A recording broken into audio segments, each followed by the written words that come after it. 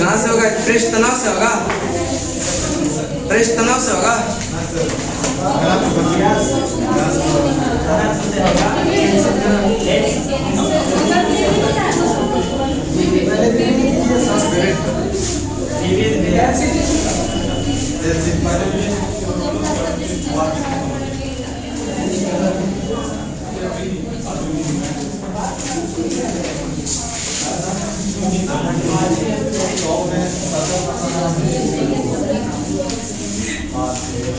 चलिए निकालेंगे विविध। पेज नंबर है आपका 278, पेज नंबर 278। हेडिंग है माप तौल के विभिन्न मात्रक।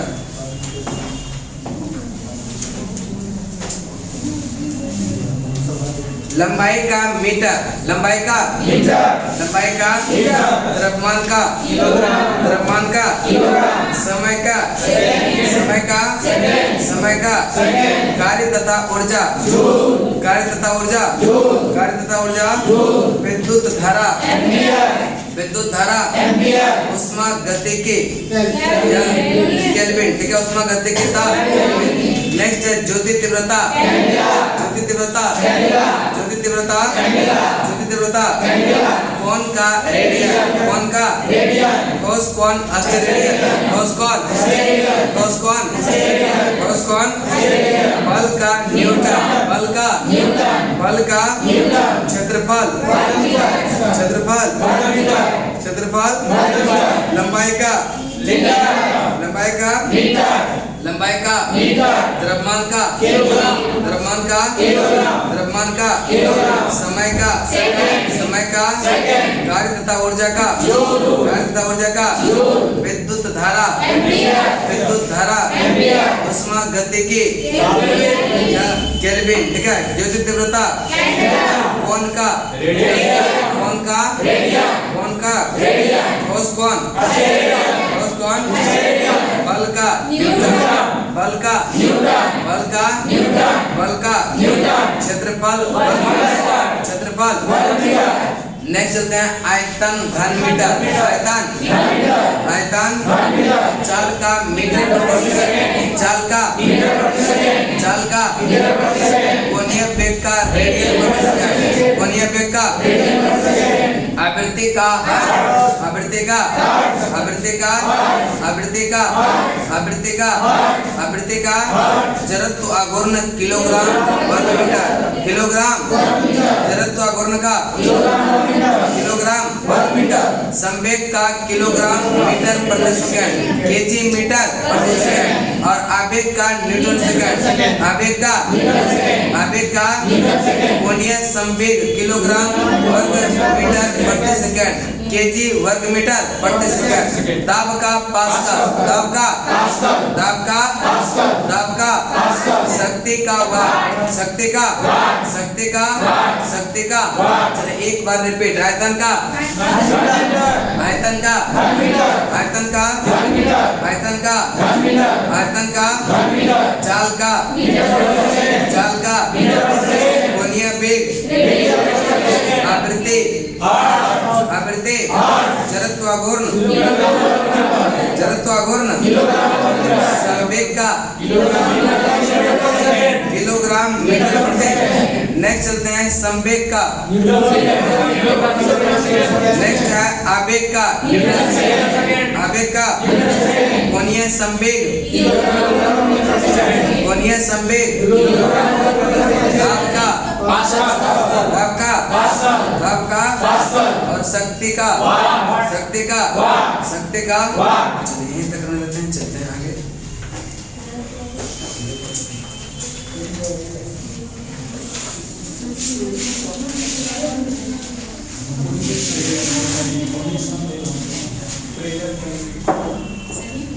अब नेक्स्ट चलते हैं, चलिए घनत्व होगा ना। चला कि घनत्व बराबर होता है द्रव्यमान बटे आयतन, द्रव्यमान बटे आयतन। किसका ऐसा मात्रक होता है केजी मीटर या प्रति मीटर क्यूब, ठीक है, केजी पर मीटर क्यूब।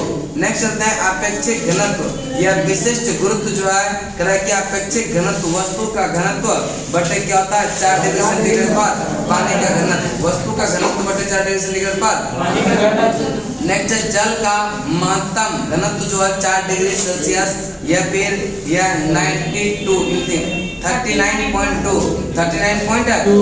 डिग्री फ़ारेनहाइट पर होता है। अपेक्षिक घनत्व एक अनुपात है, अतः इसका कोई मात्रक नहीं होता, चूंकि अपेक्षिक घनत्व वस्तु का घनत्व बटे 4 डिग्री सेंटीग्रेड पर पानी का घनत्व, ऊपर भी घनत्व नीचे भी घनत्व, यूनिट होगा क्या, यूनिट नहीं होगा, यूनिट प्लेस होगा। नेक्स्ट चलता है मात्रक के सभी यह प्रणाली को इसका मान जो है समान होता है। अपेक्षिक घनत्व को हाइग्रोमीटर में पाया जाता है, किसमें, सामान्य जल की अपेक्षा समुद्री जल का घनत्व अधिक होता है, इसीलिए इसमें तैरना क्या होता है। जब बर्फ समुद्र के पानी में तैरती है तो उसका आयतन 1/10 भाग पानी के क्या रहता है ऊपर। किसी बर्तन में पानी भरा है और उस पर बर्फ तैर रही है, जब बर्फ पूरी तरह से पिघल जाएगा तो यह पात्र में पानी का तल बढ़ता नहीं है, पहले के समान रहता है। बहुत बार क्वेश्चन पूछा गया है, ठीक है। यह अगर जो है किसी बर्तन में बर्फ का पानी या बर्फ जो है तैर रहा है, अगर बर्फ गलेगा तो इसका पानी के स्तर में क्या प्रभाव पड़ेगा, यह कोई प्रभाव नहीं पड़ेगा, अपरिवर्तित रहेगा। नेक्स्ट चलते हैं तरह की किसी बर्तन में नेक्स्ट है नमक के घोल का घनत्व अंडे के घनत्व से क्या होता है, अधिक होता है, इसीलिए नमक के घोल में जब अंडा को डालेंगे तो अंडा क्या होगा, जिसका घनत्व कम होगा वह क्या करेगा, प्लवन करेगा, तैरेगा।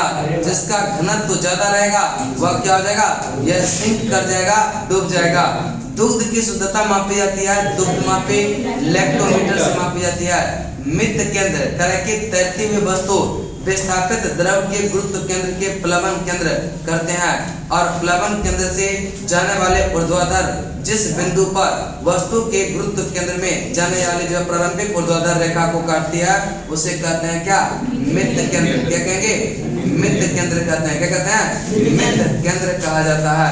उसके बाद आप कहा करे कि तैरती हुई वस्तु को यह अस्थायी संतुलन के लिए जो शर्तें हैं, मित्र केंद्र जो है यह गुरुत्व केंद्र के क्या होना चाहिए, यह ऊपर होना चाहिए और वस्तु द्वारा गुरुत्व केंद्र तथा हटाए गए द्रव का गुरुत्व केंद्र अर्थात प्लवन केंद्र दोनों को जो है एक ही ऊर्ध्वाधर रेखा में होनी चाहिए। नेक्स्ट ये क्या होता है, अस्थायी संतुलन का क्या यह शर्तें हैं। तो एक बार इसको रिपीट कर देते हैं, ठीक है। तो बताएंगे घनत्व बराबर क्या होता है, यह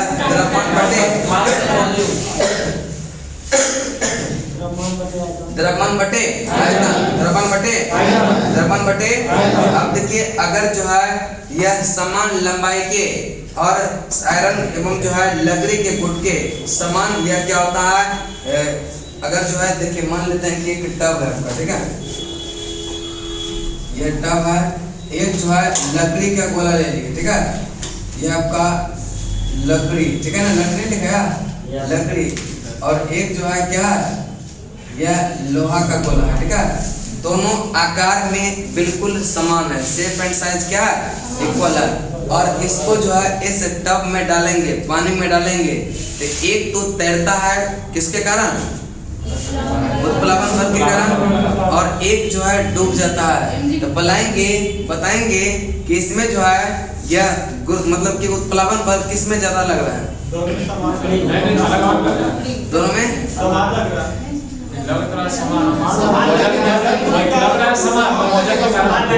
क्या होगा, देखिए चूंकि सब चीज क्या है, सेम है, आकार शेप एंड साइज सेम है, तो जब जो है यह पानी में डालेंगे इसका मतलब वह फोर्स जो ऊपर लगा दोनों पर तो समान लगेगा ना।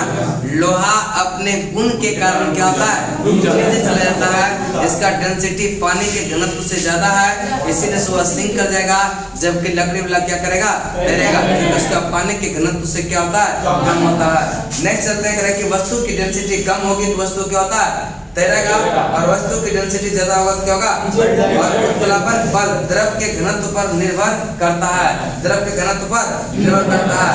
यदि इसलिए स्टील की बॉल जो है यह पारे में तैरता है, क्योंकि स्टील का जो बॉल होगा वह पारे के घनत्व से क्या होता है, कम होता है, लेकिन पानी के घनत्व से ज्यादा होगा। तो पानी के घनत्व से ज्यादा होगा, इसका मतलब स्टील का बॉल जब पानी में डालेंगे तो ज्यादा होगा, डूब जाएगा, लेकिन पारा से कम होता है, पारा से क्या होता है, कम, इसका मतलब अब क्या करेगा, तैरेगा, तैरेगा, ठीक है।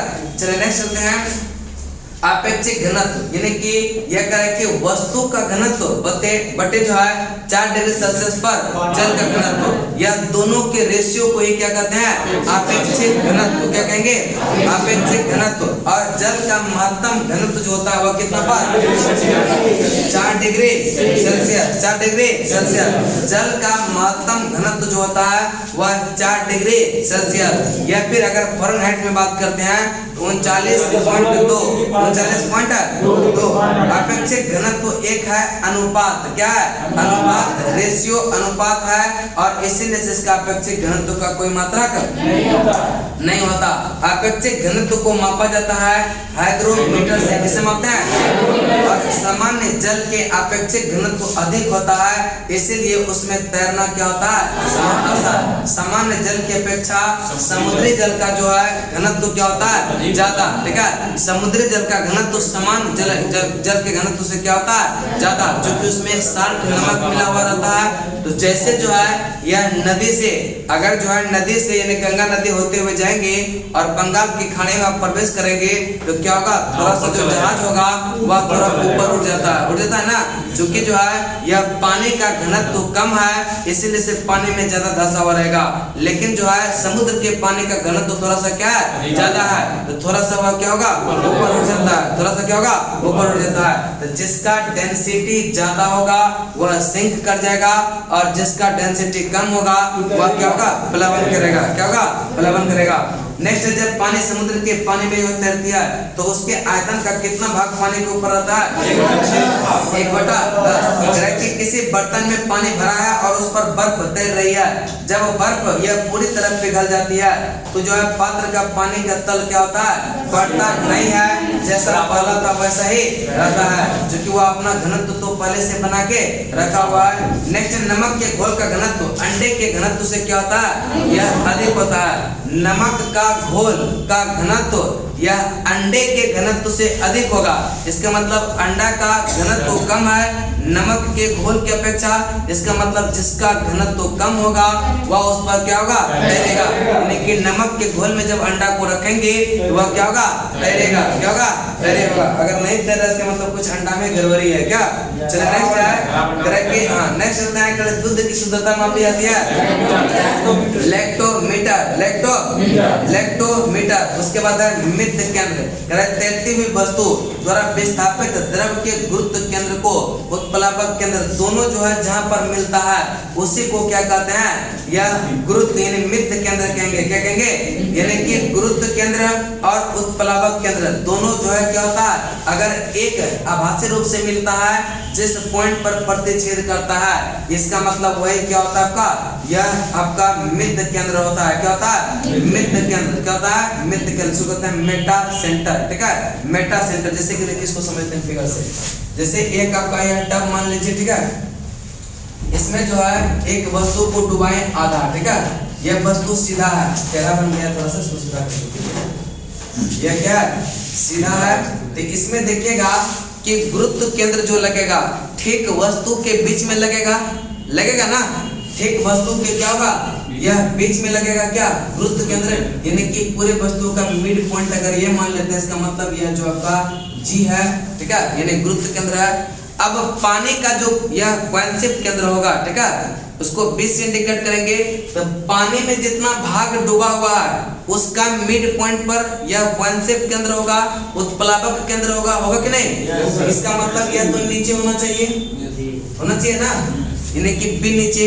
अब वस्तु को टिल्ट करेंगे, मोड़ेंगे हल्का सा, ठीक है, जब मोड़ेंगे तो क्या होगा, इस टाइप से अगर मोड़ेंगे तो क्या होगा, यहाँ पर देखिएगा कुछ चेंज दिखाई को मिलेगा आपको, और इसमें क्या होता है, एक तो ऊपर की तरफ यह डायरेक्ट जो काम करेगा mg, उसका जो मिड पॉइंट होगा कुछ इस टाइप का यहाँ का g होता है, और कुछ जो है ये होगा आपका क्या पॉइंट से फोर्स। ये इसका मतलब अगर यहाँ पर g अगर इस पॉइंट पर रखते हैं, b अगर इस पॉइंट पर रखते हैं, और जहाँ पर यह दोनों आभासी रूप से जहाँ मिलता है उसी पॉइंट को क्या कहते हैं मित्र केंद्र कहेंगे। क्या कहेंगे मित्र केंद्र। यानी कि जब वस्तु को टिल्ट किया जाता है तो पॉइंट से केंद्र और जो है गुरुत्व केंद्र जिस पॉइंट पर मिलता है उसी को कहते हैं क्या मित्र केंद्र कहते हैं, मेटा सेंटर कहते हैं। मित्र केंद्र गुरुत्व के ऊपर होना चाहिए। मित्र केंद्र क्या होगा, यह गुरुत्व के क्या होगा ऊपर होना चाहिए, गुरुत्व क्या होगा ऊपर, यानी कि तब अस्थायी संतुलन का वह शर्त है। अगर मित्र केंद्र ऊपर है इसका मतलब वह अस्थायी रूप से संतुलित रहेगा। और वस्तु का गुरुत्व केंद्र यह तथा हटाए कि द्रव का यह गुरुत्व केंद्र अर्थात उत्प्लावक केंद्र दोनों क्या होता है एक ही ऊर्ध्वाधर रेखा में होगा। अगर दोनों एक ही ऊर्ध्वाधर रेखा में होगा पॉइंट केंद्र और मित्र गुरुत्व केंद्र, तो क्या होगा वह ज्यादा अस्थायी संतुलन उसको माना जाता है। अस्थायी संतुलन का दो कंडीशन याद रखिएगा कि मित्र केंद्र जो है हमेशा गुरुत्व केंद्र से क्या होना चाहिए ऊपर, और यह दोनों अगर पॉइंट केंद्र और ग्रेविटेशनल यानी गुरुत्व केंद्र दोनों एक ही ऊर्ध्वाधर रेखा में है तो उसमें भी क्या होता है यह ज्यादा क्या होता है अस्थायी। जब दोनों एक ही में रहेगा इसका मतलब ऊपर पे ही तो मिलेगा दोनों, यह मतलब क्या हुआ अस्थायी संतुलन का दो शर्तें याद रखिएगा। उसके बाद आपका है पृष्ठ तनाव। ठीक है, पृष्ठ क्या चीज ये देखिए करे कि ये मित्र केंद्र जो है ना बस सिर्फ इसको समझाने के लिए बताया गया है कि वस्तु को कैसे संतुलित करेंगे। ठीक है, संतुलित करेंगे। जैसे पहला पॉइंट में हम बताए थे कि क्या यह आपका एक टब है, यह कोई जो है पानी का बर्तन है, उसमें एक बॉडी रखा हुआ है। ठीक है, तो यह गुरुत्वाकर्षण केंद्र जो होगा इसका मतलब बॉडी के बीच वाला पार्ट नहीं होगा, इसका मतलब यह ऊपर में क्या होगा जी होगा कि नहीं। उसके बाद अब कहेंगे कि बुयांसी केंद्र कौन सा होगा, उत्प्लावन केंद्र कौन सा होगा। तो जितना पार्ट पानी में डूबा हुआ है उसी के बीच में ना कोई यह गुरुत्व केंद्र भी होगा, उत्प्लावन केंद्र होगा।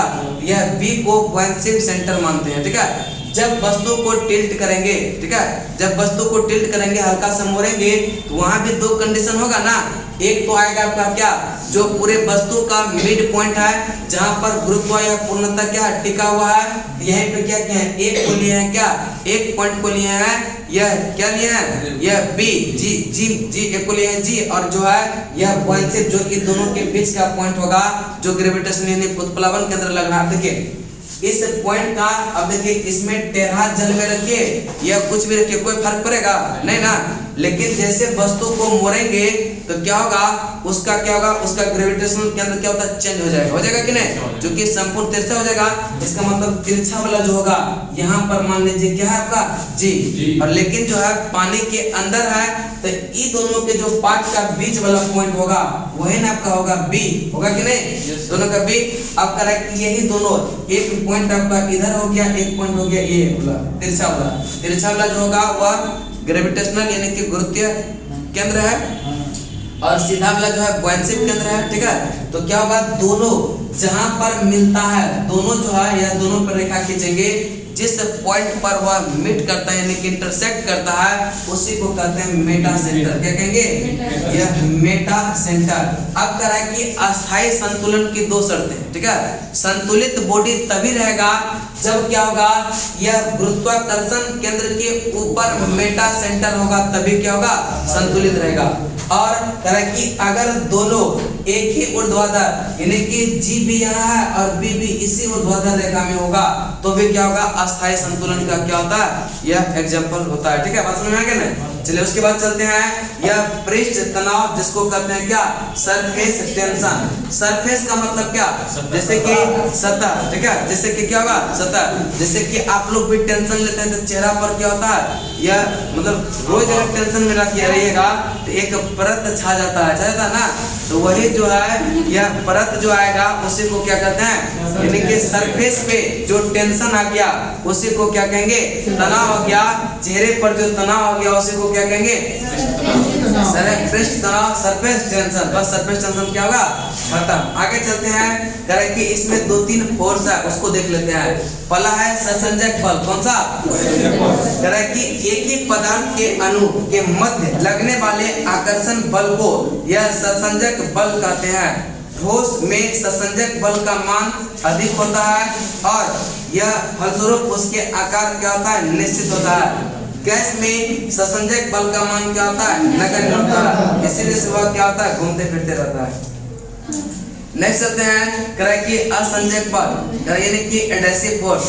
तो विभिन्न पदार्थों के अणुओं के बीच लगने वाले आकर्षण बल को असंजक बल कहते हैं। असंजक बल के कारण ये क्या होता है, एक वस्तु से दूसरे वस्तु क्या होती है, चिपकती है। उसके बाद आपका है पृष्ठ तनाव। कह रहा है कि द्रव के स्वतंत्र या पृष्ठ में कम से कम क्षेत्रफल प्राप्त करने की प्रवृत्ति होती है और जिसके कारण जो है उस पृष्ठ सदैव जो है पृष्ठ तनाव की स्थिति में रहती है और इसे ही पृष्ठ तनाव कहते हैं। और किसी द्रव का पृष्ठ तनाव वह बल है जो कि द्रव के पृष्ठ पर खींची गई काल्पनिक रेखा की इकाई लंबाई रेखा जो है कि लंबवत कार्य करता है और यह सरफेस टेंशन बराबर जो होगा यह फोर्स बटे लेंथ होता है, कहता है। और पृष्ठ तनाव का सही मात्रक न्यूटन प्रति मीटर। द्रव के पृष्ठ के जो है क्षेत्रफल में एकांक वृद्धि करने के लिए यह किया गया कार्य द्रव के पृष्ठ तनाव के बराबर होता है और इसके अनुसार पृष्ठ तनाव का जो मात्रक हो जाएगा वह जूल प्रति मीटर स्क्वायर। द्रव का ताप बढ़ने पर पृष्ठ तनाव क्या होता है, कम हो जाता है और क्रांतिक ताप का पर क्या होता है, शून्य होता है। क्रांतिक ताप पर क्या होता है, घुलनशील नमक मिलाने पर जल का पृष्ठ तनाव क्या होता है, बढ़ जाएगा। क्या हो जाएगा, बढ़ जाएगा। उसके बाद है आपका केशिकत्व। पहले देखते हैं ससंजक बल और असंजक बल किसको कहते हैं। जैसे देखिएगा कि पानी का मोलिक्यूल क्या होता है, पानी से चिपका हुआ रहता है। पानी भी क्या है, बहुत छोटा छोटा मोलिक्यूल रहता है। पानी का मोलिक्यूल पानी से चिपका, इसका मतलब है वहां पर क्या हो रहा है, यह कोहेसिव फोर्स लग रहा है, ससंजक बल। अगर सेम मोलिक्यूल है इसका मतलब वहां क्या लग रहा है, ससंजक बल। क्या लग रहा है, ससंजक। लेकिन अगर जब देखिएगा कभी गिलास पानी में डुबाते हैं तो देखिएगा उसके सतह पर क्या होता है, चारों साइड पानी चिपक जाता है, चिपकता है ना। जब सतह पर पानी चिपकता है इसका मतलब वाटर मोलिक्यूल अलग है, गिलास का मोलिक्यूल अलग है, दोनों क्या हुआ, डिफरेंट मोलिक्यूल हुआ ना। जब डिफरेंट मोलिक्यूल चिपक रहा है इसका मतलब वहां पर क्या, असंजक एडहेसिव फोर्स, ठीक है, एडहेसिव फोर्स काम करता है, ठीक है। जैसे कि अगर हम इस पर बोर्ड पर कुछ लिख भी रहे हैं इसका मतलब मार्कर का जो मोलिक्यूल है वह कुछ डिफरेंट है, बोर्ड का मोलिक्यूल क्या है, डिफरेंट है। इसका मतलब क्या है, यहाँ पर यह कौन सा फोर्स काम कर रहा है, असंजक। कौन सा, असंजक। कौन सा, यानी कि एडहेसिव फोर्स। कौन सा, एडहेसिव, ठीक है, एडहेसिव फोर्स। बात समझ में है कि नहीं। जैसे कि देखिए काजल भी लगाते हैं, लिपस्टिक लगाते हैं, वो सब भी क्या होता है, यह सब असंजक फोर्स के कारण क्या होता है, चिपकता है। जहाँ डिफरेंट मोलिक्यूल आ जाएगा, ठीक है, जहाँ डिफरेंट मोलिक्यूल आ जाएगा वहाँ क्या हो जाएगा, असंजक। और जहाँ पर ये सेम मोलिक्यूल हो जाएगा वहाँ क्या हो जाएगा, ससंजक। क्या होता है, ये दोनों फोर्स को समझ में आया है कि नहीं। अब करें कि पृष्ठ तनाव, सरफेस टेंशन। तो अब देखिएगा कि सरफेस टेंशन का सबसे बड़ा कारण जो होता है वह कौन सा फोर्स होता है, यह कौन सा होता है, यह एडहेसिव नहीं, कोहेसिव फोर्स। कौन सा, कोहेसिव, ठीक है। कोहेसिव फोर्स जितना ज्यादा होगा वह देखिए द्रव का जो है ना वह प्रवृत्ति होता है, वह छोटा क्षेत्र में रहना पसंद करता है, ठीक है। द्रव का मोलिक्यूल जो होता है वह हमेशा प्रयास करता है कि छोटे क्षेत्र में रहे, ठीक है, छोटे क्षेत्र में रहने की प्रवृत्ति इसका होती है। तो जैसे कि आप ये जो है आपका एक मान लीजिए कि पानी का बर्तन है, ठीक है, इसमें जो आपका पानी भरा हुआ है, ठीक है, इसमें पानी भरा हुआ है। इसका मतलब यहाँ पर देखिए कि कौन सा फोर्स काम कर रहा है, इसमें कौन सा फोर्स, देखिए कोहेसिव फोर्स। चूंकि इस बर्तन में सिर्फ पानी है तो कोहेसिव फोर्स क्या, नीचे की तरफ। तो जब नीचे की तरफ आप देखिएगा कहीं रुमाल भी लीजिएगा ना, अगर उसको चारों साइड से पूरा एकदम जोर से खींचिएगा तो क्या होता है, ऊपर पे जो है एकदम पूरा तीव्र ढाल मतलब लेयर टाइप का बन जाता है ना। तो वही क्या होता है कि जब कोहेसिव फोर्स यह नीचे की तरफ पानी के खिंचाव करता है कि सारा पानी सोचता है कि नीचे आ जाए, तो ऊपर पे जो है एक झिल्ली बन जाता है, ठीक है। ऊपर पे क्या होता है, यह झिल्ली बन जाता है यह झिल्ली बन जाता है, ठीक है। तो वही झिल्ली क्या होता है, उसी को कहते हैं जो सरफेस पर तनाव उत्पन्न हो गया, इसका मतलब यही क्या होता है आपका सरफेस टेंशन, जिसको कहते हैं क्या, यह पृष्ठ तनाव, ठीक है, पृष्ठ तनाव। यानी कि कोहेसिव फोर्स के कारण जो सरफेस पर तनाव उत्पन्न हो गया, तनाव के कारण वहाँ एक झिल्ली का निर्माण हो जाता है, छोटा सा पतला सा मेम्ब्रेन का, तो वह क्या हो जाएगा, यह पृष्ठ तनाव उसी को कहते हैं। यानी कि कोहेसिव फोर्स के कारण यह कोहेसिव फोर्स जितना मजबूत रहेगा, सरफेस टेंशन उतना ही क्या होगा, अधिक होगा, ठीक है। इसीलिए से अगर इसमें अगर घुलनशील पदार्थ मिलाएंगे, इसका मतलब उसमें जैसे नमक मिला दिए, घुलनशील जल में अगर घुलनशील मिला दिए तो उसको क्या करेगा, और ज्यादा फोर्स लगाएगा कि नहीं, और ज्यादा फोर्स लगेगा मतलब और यहाँ क्या होगा, ज्यादा मोटा लेयर बन जाएगा, यानी ज्यादा मोटा मेम्ब्रेन बनेगा तो और मजबूत हो जाएगा, क्या होगा, मजबूत। यानी इसीलिए कहता है कि घुलनशील पदार्थ अगर मिलाएंगे तो सरफेस टेंशन क्या होता है, बढ़ जाता है। लेकिन अगर केरोसिन तेल इसमें छिड़क दिया जाए तो क्या होगा, वहाँ केरोसिन तेल का मॉलिक्यूल अलग है, वह कभी उसमें घुलेगा नहीं, तो वहाँ पर क्या होगा, जो कोहेसिव फोर्स लग रहा था डायरेक्ट जो नीचे की तरफ, अब वह क्या होगा, बट गया आपस में। इसका मतलब कोहेसिव फोर्स को वह कम कर दिया ना।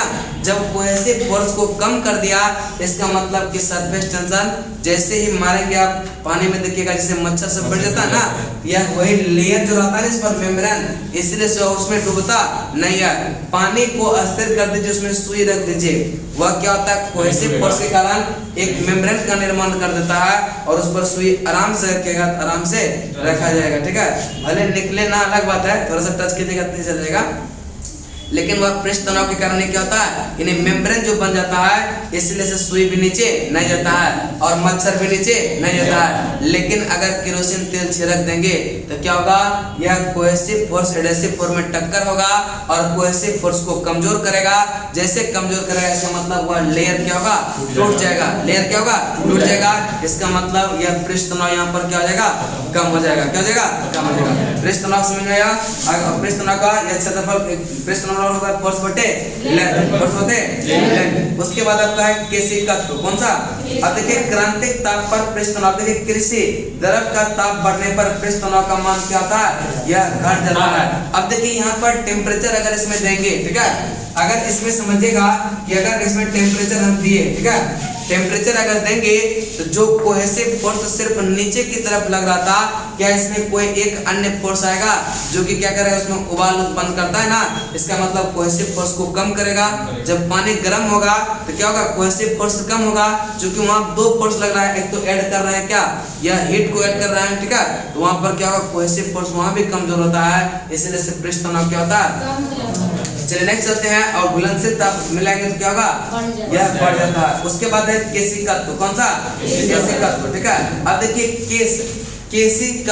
केशिकत्व का मतलब होता है केश के आकार का जो नली होता है, मतलब केश दिखता तो है लेकिन केश के अंदर नली है, ऐसा पता कर पाना संभव नहीं होता है, उसी को कहते हैं क्या, यह केशिकत्व। क्या कहेंगे, करें कि एक खोखली नली जिसकी त्रिज्या बहुत कम एक समान होती है, वह केश नली क्या कहलाता है, केश नली, ठीक है।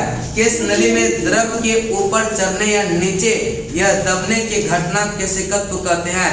द्रव के केशिकत्व में ऊपर चढ़ने अथवा नीचे गिरने का कारण जो है द्रव का पृष्ठ तनाव क्या होता है, और किस सीमा तक द्रव की केश नली में चढ़ता है या उतरता है, यह केश नली की त्रिज्या पर निर्भर करता है। संकीर्ण नली में यह द्रव का चढ़ाव अधिक और यह चौड़ी नली में यह द्रव का चढ़ाव क्या होता है, कम। सामान्यतः जो द्रव कांच को भिगोता है वह केश नली में ऊपर चढ़ जाता है, और क्या होता है, यह द्रव कांच को जो है नहीं भिगोता है, वह नीचे क्या होता है, दब जाता है। जब केश नली को पानी में डुबाया जाता है तो पानी ऊपर यह चढ़ जाता है और यह सतह केश नली के अंदर क्या होता है, दशा हुआ रहेगा। यदि जो है स्पर्श कोण एंगल न्यून कोण होता है, इसके विपरीत जब केश नली के पारे में डुबोया जाता है तो पारा केश नली के जो है बर्तन में क्या होता है, रखे पारे की सतह से क्या होता है, नीचे रहता है और केश नली के पारे की सतह यह उभरा हुआ कैसा उत्तलाकार होता है और इसके लिए स्पर्श कोण का मान क्या होता है, यह अधिक कोण होता है। कौन सा होता है, अधिक कोण। और उसके बाद केशिकत्व के कुछ उदाहरण है। यह केशिकत्व का मतलब यही समझेगा कि जिसका है तो वह एक प्रकार का खोखला नली लेकिन पता नहीं चलता है, ठीक है, पता नहीं चलता है, उसी को कहते हैं क्या, यह केशिकत्व, यह केश नली कहते हैं। क्या कहेंगे, केश नली। जैसे कि आपको अगर छत पे पानी पहुंचाना हो, ठीक है, अगर 2-3 मंजिला घर है आपका तो क्या होगा, अगर उस पे पानी पहुंचाना हो तो पटवन वाला जो पानी यूज करते हैं पाइप, उसको चढ़ाएंगे तो चढ़ जाएगा कि नहीं आसानी से, नहीं चढ़ेगा। वह क्या होगा, पीछे में पाइप क्या होगा, फट जाएगा। इसीलिए देखिएगा जब घर में पानी चढ़ाया जाता है तो यह पतला वाला पाइप, जितना पतला पाइप रहेगा वह उतना क्या होगा, ऊपर तक, और जितना मोटा पाइप रहेगा उतना क्या होगा, उतना ही क्या होगा, नीचे। अब मोटा पाइप लगा के चढ़ाइएगा तो पागल समझेगा, कौन नहीं समझेगा, लेकिन लगता है कि इसका खिसक गया है, फिर अटक गया क्या। चलिए यही क्या होता है, यह केश नली होता है, ठीक है। उसके बाद जो है करे कि केशिकत्व का उदाहरण, ब्लॉटिंग पेपर को जो है शीघ्र सोख लेता है, ठीक है। ब्लॉटिंग पेपर यह स्याही को शीघ्र सोख लेता है क्योंकि इसमें जो है छोटे छोटे यह छिद्र केश नली की तरह, ब्लॉटिंग पेपर को जब देखेंगे तो उसमें क्या होता है, बहुत सारा छोटा छोटा छिद्र रहता है, पता नहीं चलता है। जो वह छिद्र है वह केश नली के काम करता है, ठीक है, केश नली का काम करता है, इसलिए से वह उसको यह पता नहीं चल पाता कि उसमें नली है, लेकिन नली रहता है और यह स्याही को क्या करता है। नेक्स्ट लालटेन का लैंप या बत्ती में केशिकत्व का कारण ये क्या होता है, तेल यह ऊपर चढ़ता है, तेल क्या होता है, ऊपर चढ़ता है, ठीक है। लालटेन की बत्ती में भी क्या होता है, यह छोटा छोटा छिद्र बहुत सारा रहता है और वैसे के थ्रू क्या होता है, केश नली के थ्रू यह पानी मतलब तेल जो है ऊपर चढ़ता है और लालटेन क्या होता है, जलते रहता है। जैसे केशिकत्व की क्रिया खत्म होगा वह क्या हो जाएगा। नेक्स्ट तय करें कि पेड़ पौधे की शाखा, तना एवं पत्ती तक यह जल और आवश्यक लवण केशिकत्व की क्रिया के द्वारा ही क्या होता है, पहुंचता है। और कृत्रिम, चूंकि जल जब जो है यह पेड़ पौधे में जल जो है यह भी क्या होता है, केश नली की भांति ही काम करता है, ठीक है। कृत्रिम उपग्रह के अंदर यदि किसी केश नली को जल में यह खड़ा किया जाए तो नली में चढ़ने वाला यह जल स्तंभ का प्रभावी भार क्या हो जाएगा, शून्य हो जाएगा। कारण जल नली के यह दूसरे सिरे तक पहुंच जाएगा, चाहे केश नली कितनी भी लंबी क्यों ना हो। नेक्स्ट है करें कि वर्षा के बाद किसान अपने खेतों की जुताई कर देते हैं ताकि जो है मिट्टी में यह केश नली का टूट जाए और पानी जो है ऊपर ना आ सके और मिट्टी में क्या होगा, नमी। जैसे देखिए जब फसल उगता है तो जैसे अभी धान का सीजन है ना, धान का नहीं गेहूं का, हाँ तो गेहूं का जो है, हाँ चना का, ये ठीक है। बस देखिए कोई भी फसल, अरे कोई भी फसल है तो उसमें जड़ होगा ना, जड़ होगा कि नहीं, हमको जड़ को पकड़ना है, चाहे वह धान हो, गेहूं हो, मक्का हो, कुछ भी हो, ठीक है। बस जड़ को, तो जड़ जब काटेंगे फसल को तो जड़ क्या होगा, यह जड़ तो उसी में रहता है ना, तो जड़ को अगर बरसात के दिन में जब जो है क्या बोलते हैं उसको, धान का जो खेती होता है उससे पहले क्या होता है, यह जैसे गेहूं लगाते हैं, जो चना लगाते हैं, उसका जड़ तो अंदर ही में रहता है ना, जड़ को कैसे जला देगा, जड़ को जला पाइएगा तो ऊपर वाला पार्ट में जलाते हैं। जड़ कभी, जड़ तो मिट्टी के अंदर रहता है, मिट्टी के अंदर जलेगा कभी वो नहीं ना, बंद कर दिया लेकिन मानता नहीं है, ठीक है। अब क्या करेगा, उस लोग के पास मजबूरी है। हाँ तो वहाँ जला कौन सा है, हरियाणा में है, लेकिन हरियाणा इफेक्ट डलवा देता है ना दिल्ली को बहुत ज्यादा, ठीक है। तो वो सब मानेगा नहीं, ठीक है, चूंकि उसका काम वो करवे करेगा, ठीक है। तो देखिए जड़ तो मिट्टी के अंदर में रहता है, उसको कौन जलाएगा। तो जड़ क्या होता है कि जैसे पानी बरसात के दिन में पानी पड़ा, अगर जड़ को नहीं, उसको क्या करेगा, अगर पानी पड़ा तो वह केश नली के भांति काम करने लगेगा, ठीक है। जड़ चूंकि उसमें भी अनेकों छिद्र होता है, जब जड़ केश नली के भांति काम करेगा, इसका मतलब जो हल्का फुल्का बारिश होता है उसका नमी नीचे से क्या करेगा, वह बाहर कर देगा ना। और जब यह खेत को अगर ट्रैक्टर से या ट्रैक्टर चला देंगे या फिर जो है उसको जोतवा देंगे तो क्या होगा, वह जो केस नली जड़ था वह टूट जाएगा ना, यानी कि केस नली का जो काम कर रहा था अब केस नली काम नहीं करेगा और पानी जो है उसका नमी जो था वह अंदर से ऊपर नहीं आएगा क्या, नहीं ना। इसीलिए जो है किसान जैसे ही यह बारिश होता है तैसे क्या करता है, खेत को यह ट्रैक्टर जो चलाना क्या कर देता है, शुरू कर देता है, ठीक है, ताकि जो है क्या चीज सूखने के लिए मुझे तो आ देता है क्या चीज मिट्टी का, मिट्टी में नमी रहेगा, मिट्टी का नमी जो है बाहर नहीं आता है, उसमें मिट्टी में नमी बना रहता है और आपका अच्छा फसल जब फिर लगाएंगे तो कम पानी, जैसे कि पानी सुखाड़ पड़ जाता है ना, अगर जोतवा दीजिएगा तो वह क्या होता है, यह नमी बना रहता है, हल्का फुल्का पानी दीजिएगा तो आपका क्या होगा, यह जो धान का जो है फसल क्या होता है लगा सकते हैं, ठीक है। जितना जरूरत चाहिए, जब नमी बना हुआ तो कम में पानी लगेगा ना, और नहीं जोतिएगा तो क्या होगा, ज्यादा पानी लगेगा। पानी तो उसमें हमेशा चाहिए लेकिन कम मात्रा में लगेगा ना, कुछ तो कम होगा कि नहीं, ठीक है। अब एग्जैक्ट चला नहीं, चले नेक्स्ट चलते हैं, करेंगे पेन की नीब में चिरा है, जिससे जो है यह छोटी सी बारीक केस नली बनी होती है, केस नली द्वारा स्याही की नीब नोक तक पहुंचती है। जब नीब जब घुमाइएगा तो वह क्या होगा, पता तो नहीं चलता उसमें छिद्र है, लेकिन उसमें एक क्या रहता है, बॉल लगा रहता है, वह क्या होता है, घूमते रहता है, वह जो है केस नली का काम करता है। और जो ऊपर से जो इंक आता है वह धीरे धीरे क्या होता है, नीचे गिरते रहता है, और वह क्या होता है, यह जब लिखाते रहेगा वह में क्या होता है, नेक्स्ट है केसिकत के लिए क्या जो है काफी पाउडर जल में जो है बहुत तेजी से क्या होता है घुल जाता है, क्योंकि जब ये पाउडर डालिएगा उसमें तो उसमें जो है बहुत महीन रहता है और उसमें बहुत सारा क्या होता है, छिद्र रहता है, ठीक है। यह भी वहां जाके केसिकत केस नली के भांति काम करता है और पूरा पानी में क्या करता है, फैला देता है। नेक्स्ट है पतली सुई, पृष्ठ तनाव के कारण जो है पानी पड़ते रहती है, बताए थे बहुत बढ़िया से। साबुन, डिटर्जेंट आदि जल पृष्ठ पर तनाव यह कम कर देता है। जो भी अघुलनशील पदार्थ है, चाहे साबुन हो, डिटर्जेंट हो या फिर क्रेसोन तेल हो, जितना भी अघुलनशील है वह पृष्ठ तनाव को कम करेगा, चूंकि जो वह कोहेसिव फोर्स को क्या करेगा के डिस्टर्ब करेगा, ठीक है। जब कोहेसिव फोर्स कमजोर होगा इसका मतलब यह पृष्ठ तनाव भी क्या होगा।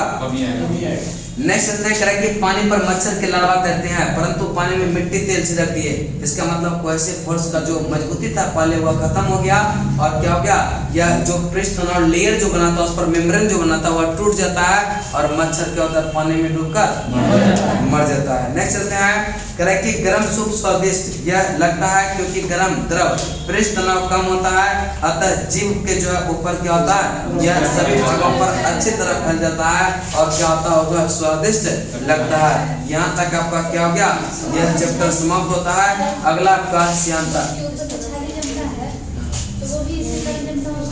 दूध के ऊपर जो छाले जमता है ना, उसमें देखिए क्या होता है, जब पृथ्वी पढ़ाएंगे ना ब्रह्मांड, ठीक है, तो वो जो है जो छाले देखते हैं ना, वह दूध का सबसे हल्का पदार्थ होता है। जितना हल्का पदार्थ होगा ना वह सब ऊपर जमेगा, और जो लौह तत्व होता है वह सब दूध के क्या होता है, नीचे बैठ जाता है। जो जर्ती रहता है ना, गिलास रहता है या जो पेंदी रहता है ना उसका, यह लौह तत्व सब बैठ जाता है। इसलिए कहा जाता है ना कि जब जो है आप दूध पिएंगे तो ऊपर में यह तो हल्का तत्व मिल गया, फेंकना नहीं चाहिए, ठीक है, बिना विटामिन सब उसी में रहता है ना, और आयरन जो होता है वह नीचे बैठता है। इसीलिए से दूध को जब पीजिए तो वह क्या होता है, वह मतलब लास्ट वाला जो पानी डालते उसमें थोड़ा सा, लेकिन कहेगा कि कंजूस है, लेकिन कंजूस है फैक्ट यही होता है कि उसमें लौह तत्व क्या होता है, नीचे ही रह जाता है।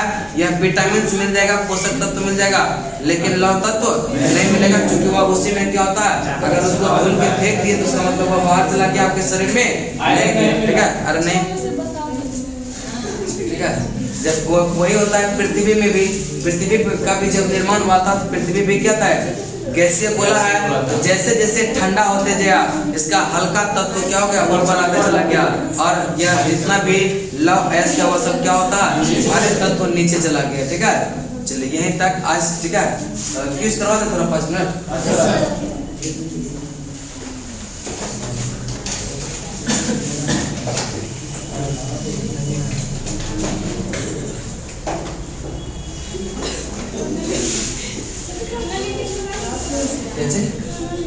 सबके लिए लेके आइएगा, अकेले रहिएगा तो सबका मन चटपटाएगा क्या, नहीं बनाएगा?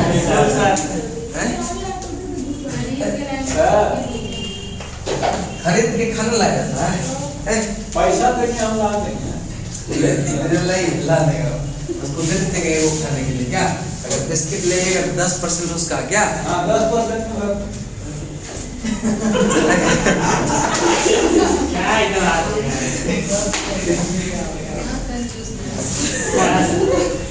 वो कंजूस नहीं है, वो बोला ना कि जब तक मेरा नौकरी नहीं लगेगा ना सर, 1 रुपया नहीं खर्चा करेंगे क्या। आप देखिए क्या होता है ना, लड़की सब कुछ दिन में खर्चा करेंगे, शादी हो जाएगा तो फिर आप लोग को टेंशन फ्री। उन लोग के लिए तो कोई ज्यादा पढ़िए ना। चलो नेक्स्ट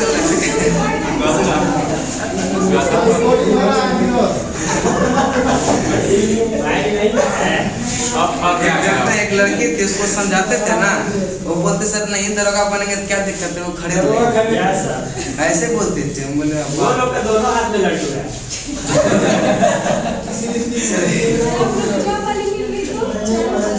ऐसा लगता है नहीं मिलेगा, बहुत कम चांस है। नहीं शादी करती है, लड़की सब शादी नहीं करती। जिंदगी अनबैलेंस ना। चलिए बताएंगे हल नहीं करेंगे, अब चलिए थोड़ा सा जिंदगी अनबैलेंस। वो जो है ना तिलक लेने चक्कर में पड़ा हुआ है, जैसे हुआ 10 लाख तिलक लेंगे, ठीक है। चलिए बताएंगे खबर क्या होता है, और उसका एरिया दाब कैसे मात्रा, पास्कल अन्य मात्रा, न्यूटन प्रति मीटर स्क्वायर।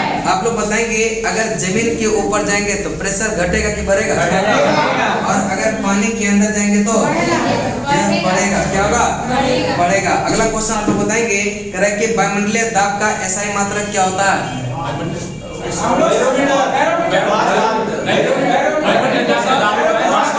बैरोमीटर को दाब यह मापा अगला क्वेश्चन है कि एक बार में कितना यह पास्कल होता है,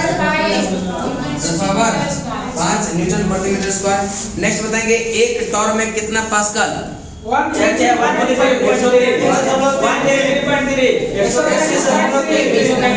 क्वेश्चन बताएंगे करें कि पृथ्वी सतह से यह करें कि बैरोमीटर को मापा जाता है किससे, कौन सा बैरोमीटर से क्या मापा जाता है, बैरोमीटर में मौसम संबंधी पूर्वानुमान भी लगाया जाता है। अगर बैरोमीटर का पाठ्यांक यह जब धीरे धीरे यह नीचे गिरता है तो क्या होता है, आप लोग बताएंगे करें कि बैरोमीटर का पाठ्यांक जब एकाएक नीचे गिरता है तो।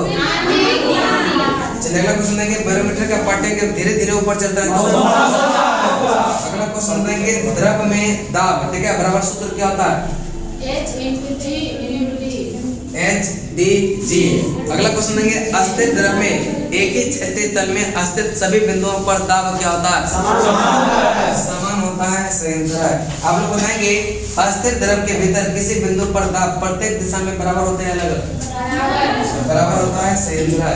बताएंगे द्रव के भीतर किसी बिंदु पर दाब यह स्वतंत्र तल के बिंदु की गहराई का यह डायरेक्टली प्रोपोर्शनल होता है कि इनवर्सली होता है, डायरेक्टली प्रोपोर्शनल होता है, सही आंसर है। अगला क्वेश्चन आप लोग बताएंगे कि पास्कल का, ठीक है, पास्कल का प्रथम नियम कहता है कि क्या कहता है, तो सब जगह दाब क्या होगा, समान हो जाएगा, 0 हो जाएगा। Hydraulic press, hydraulic lift, hydraulic press नियम पर काम करता है। अगला क्वेश्चन है गर्म करने पर जिन पदार्थों का आयतन बढ़ जाता है दाब बढ़ने पर उसका गलनांक क्या होता है। चलिए अगला क्वेश्चन आप लोग बताएंगे गर्म करने पर जिन पदार्थों का आयतन घट जाता है दाब बढ़ने पर उसका गलनांक क्या होगा, या फिर क्या होगा, घट जाएगा। सभी द्रव्यों का क्वथनांक दाब बढ़ने पर क्या होगा, बढ़ जाता है, सही आंसर है। कल अगला क्वेश्चन आप लोग बताएंगे उत्प्लावन बल किसको कहते हैं, हम लोग जिस पर ऊपर के फोर्स ऊपर जिस पर को नीचे ढूंढता है ना सर, उसके बराबर माइनस वर्क करेगा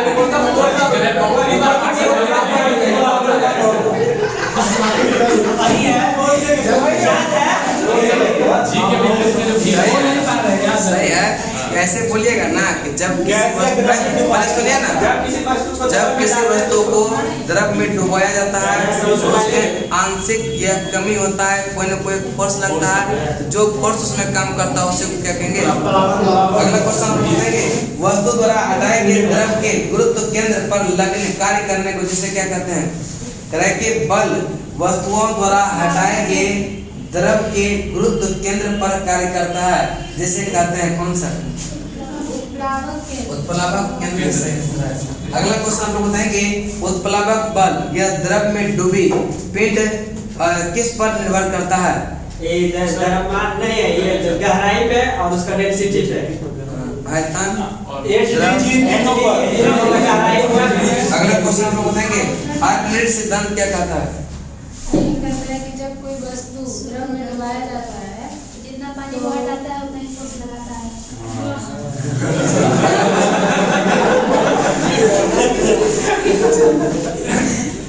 अगला क्वेश्चन बताएंगे, ठीक है, जब पानी में वस्तु को डुबाते हैं तो दो फोर्स काम करते हैं, ऊपर की तरफ उत्प्लावन, नीचे की तरफ।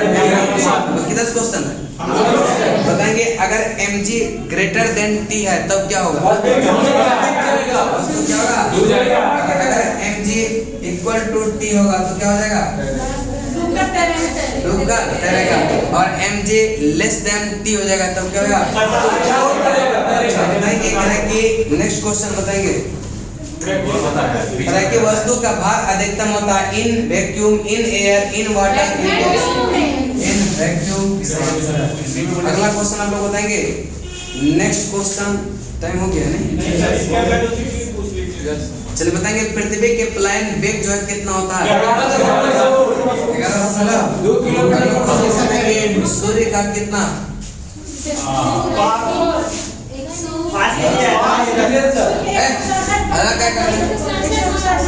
617.5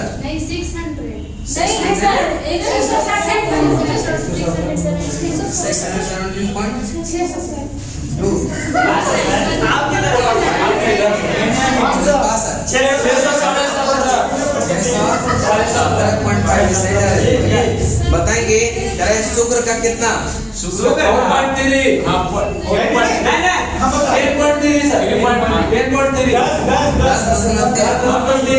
सही। अगला क्वेश्चन देंगे, शनि का कितना?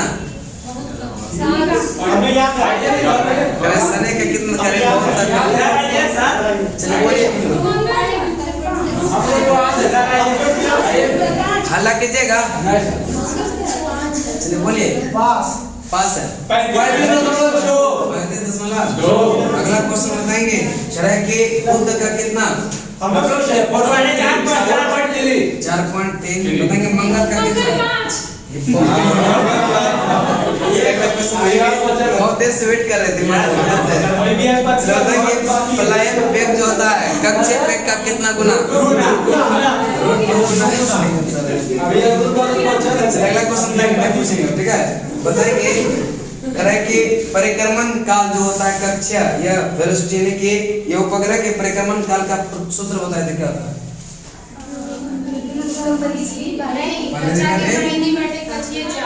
कक्षीय चाल से। बताएंगे, उपग्रह का परिक्रमण काल निर्भर करता है किस पर? डिस्टेंस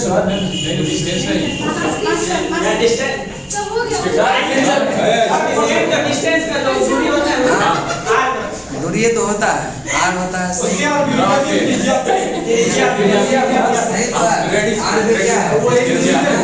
चलेगा क्वेश्चन बताएंगे, नेक्स्ट क्वेश्चन बताएंगे, कि भू-स्थैतिक उपग्रह, ठीक है, नंबर दिया नहीं, बताएंगे कि भू-स्थैतिक उपग्रह का परिक्रमण काल कितना होता है?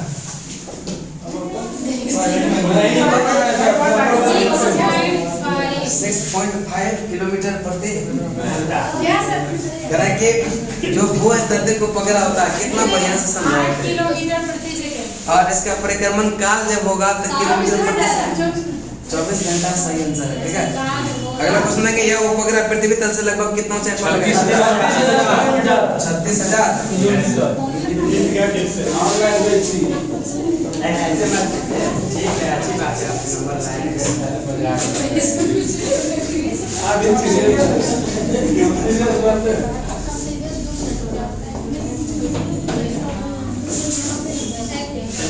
ये लोग में क्या है ना, ये चीज देखते हैं आप लोग में। करंट इन लोग का अच्छा है। नहीं सुनिए ना, करंट की बात। और मेरा बात सुनकर नहीं पूरा तुरंत फेंक देना है। तो ये लोग में अच्छाई क्या है कि अगर क्यूज करवाएंगे तो पढ़ेगी और नहीं करवाएंगे तो छोड़ देगी, वही होता है। और यही बात होता है कि 2 दिन से क्यूज नहीं, ऐसे डेली क्यूज करवाते हैं तो ये लोग जीतती है।